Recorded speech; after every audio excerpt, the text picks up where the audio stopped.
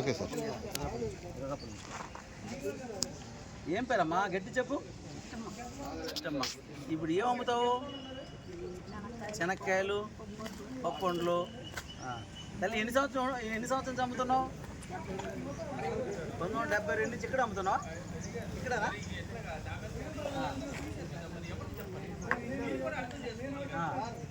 నువ్వు ఎంతమంది భర్త ఉన్నాడా?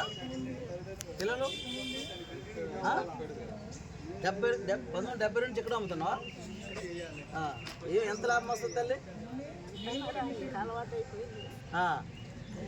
రోజు ఎన్ని గంటలు కష్టపడతావు? మరి మధ్యాహ్నం భోజనం తెచ్చుకుంటావా? తల్లి 1972 నుంచి ఇలాగే కష్టపడి పోతున్నావు కదా తల్లి. నిజం చెప్పమంటావా? నీ పేరు చిట్టమ్మా.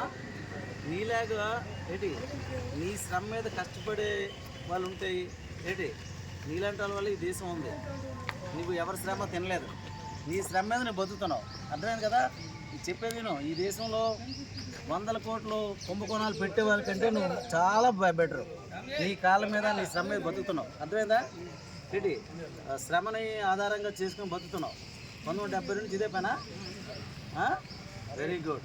నీలాంటి వాళ్ళ వల్ల ఈ దేశం ఎంత సుభిక్షంగా ఉంది. ఎందుకంటే చూడు, ఇది ఇది ఇది ఇది మార్కెట్ చేయడం వల్ల రైతులకి లాభం, ఇది ఇంకొక ఆయన లాభం, ఇది ఇంకొక ఆయనకు లాభం. కాబట్టి నీ శ్రమ మీద బతుకుతున్నావు. కాబట్టి హ్యాట్స్ ఆఫ్.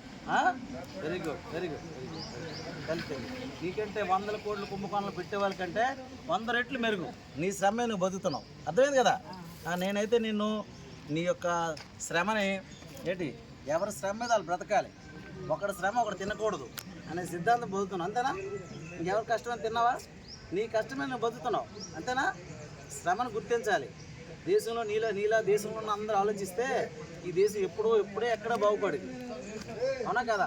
పెద్ద పెద్ద స్థాయిలో ఉండకంటే వివిధ రంగాలు ఉన్న వాళ్ళు వీడి సొమ్ము వాడి సొమ్ము ప్రభుత్వ ఆస్తుల్ని, అర్థమైంది కదా, వాళ్ళు దోచుకునే వాళ్ళకంటే నువ్వు 100 రెట్లు మెరుగుతాయి. నీకు దండం.